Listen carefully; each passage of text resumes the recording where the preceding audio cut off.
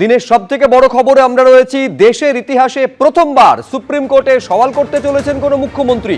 Supreme কোর্টে ইতিমধ্যে পৌঁছে গেছেন মমতা বন্দ্যোপাধ্যায়। যখন প্রবেশ করছেন ভেতরে সেই মুহূর্তের ছবি আপনারা দেখতে পাচ্ছেন। আর আদালতের বাইরে, সর্বোচ্চ আদালতের বাইরে এই মুহূর্তে কড়া নিরাপত্তা ব্যবস্থা।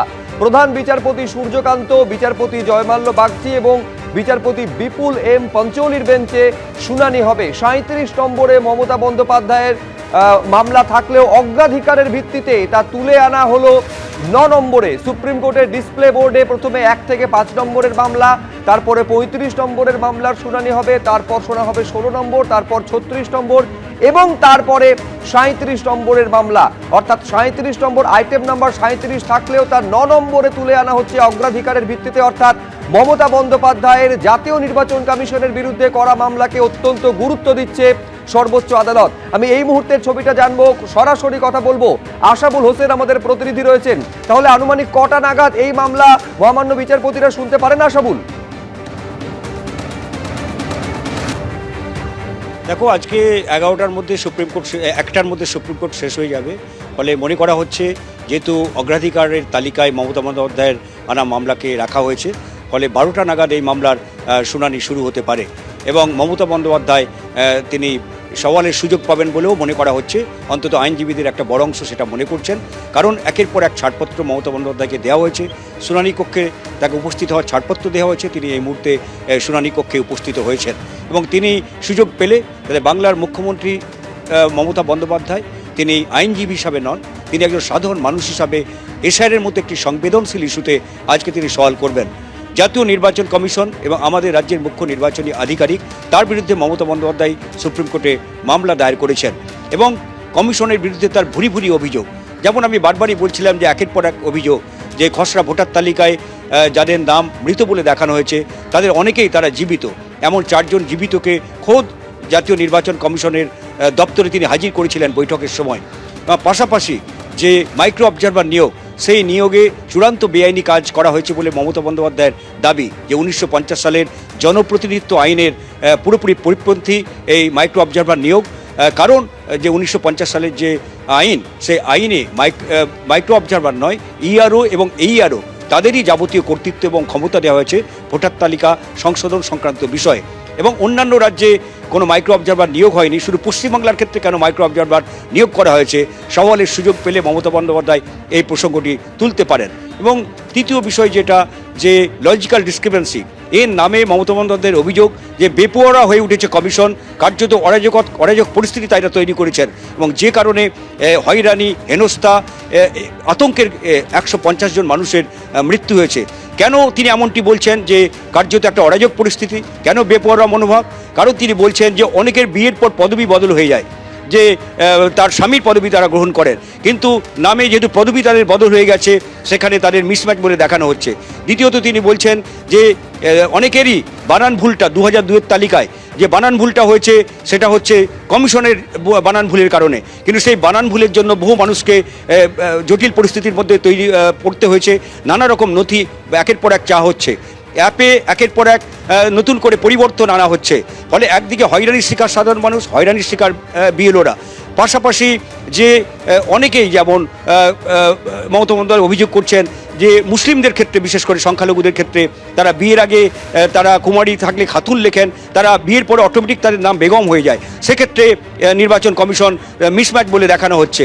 অনেকে বিধবার পরে সংখ্যালঘুদের ক্ষেত্রে তারা বেওয়া লেখেন, মুর্শিদাবাদ, মালদা এরকম জেলার ক্ষেত্রে বিধবা মহিলারা নিজেরা বিধবা হয়ে গেলে নিজেরাই তার নামের পাশে বেওয়া বসিয়ে দেন, ফলে সেখানেও মিসম্যাচ বলে দেখানো হচ্ছে।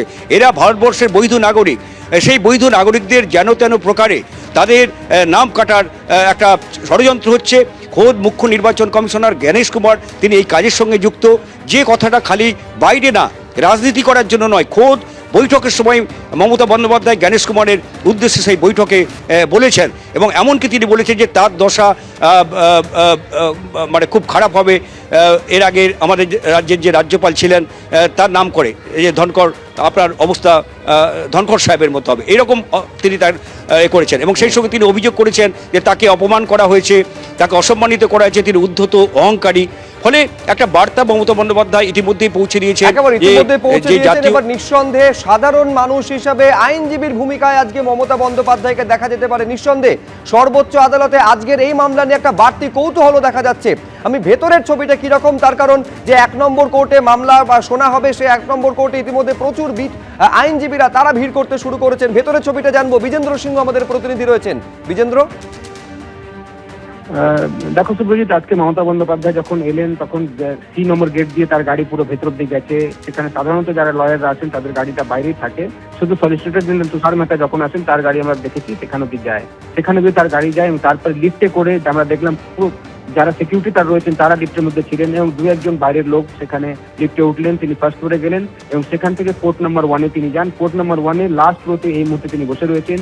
যেহেতু তার আইটেম নাম্বার 37 রয়েছে, যখন শুনানি হবে তখন তিনি সামনের দিকে আসবেন। যেহেতু এখন এই মুহূর্তে 1 নম্বর আইটেমের হিয়ারিং চলছিল, এখন 1 নম্বর আইটেমই অর্ডার লেখাচ্ছেন চিফ জাস্টিস এবং তারপরে যে সিকোয়েন্স আমরা দেখতে পাচ্ছি সুপ্রিম কোর্টে কোর্ট নাম্বার 1-এ কোন কোন কেস আজকে হিয়ারিং করা হবে, সেক্ষেত্রে প্রায়োরিটিতে কি কোন কেসগুলো রয়েছে সেটাতে আমরা দেখতে পাচ্ছি ডিসপ্লে বোর্ডে দেখাচ্ছে 1 থেকে 5 প্রথমে হিয়ারিং হবে, অর্থাৎ 1 নম্বর থেকে স্টার্ট হবে। যে সিকোয়েন্স লিস্টে যেটা রয়েছে আজকে কেসগুলো, তার মধ্যে 1 থেকে 5 প্রথমে কোর্ট শুনবে, তারপরে 35 নম্বর আইটেম শুনবে, তারপরে 6 থেকে 16 নম্বর কেসগুলোকে হিয়ারিং করবে এবং তারপরেই আসবে আইটেম নম্বর 36 এবং 37, যেটা গতকাল সন্ধ্যেবেলা আমরা দেখেছিলাম সাপ্লিমেন্টারি লিস্টে এসেছিল, অর্থাৎ মেন লিস্টের বাইরে পরে অ্যাড হয়েছে যে দুটি কেস, তার মধ্যে 36 এবং 37 নম্বর আইটেম।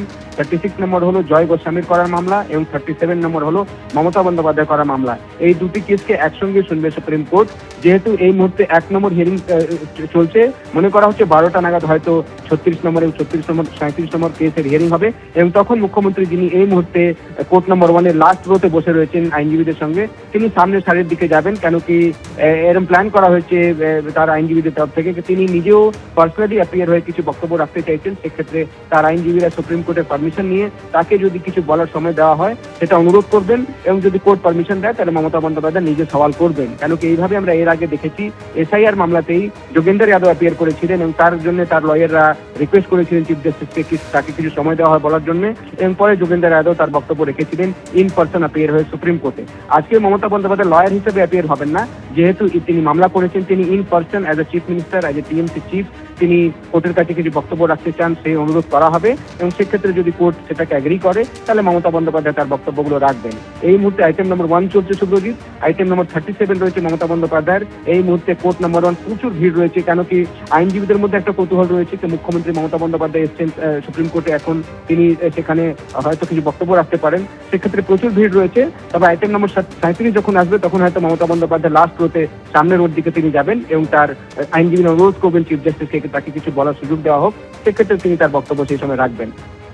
বেশ, বিজেন্দ্র, তুমি আমাদের সঙ্গে থাকো। অর্থাৎ মহামান্য প্রধান বিচারপতির বেঞ্চ অনুমতি দিলে নিঃসন্দেহে একেবারে দেশের ইতিহাসে প্রথমবার দেখা যাবে যে sitting chief minister in person appear করছেন এবং তাকে আইনজীবীর ভূমিকায় দেখা যাবে।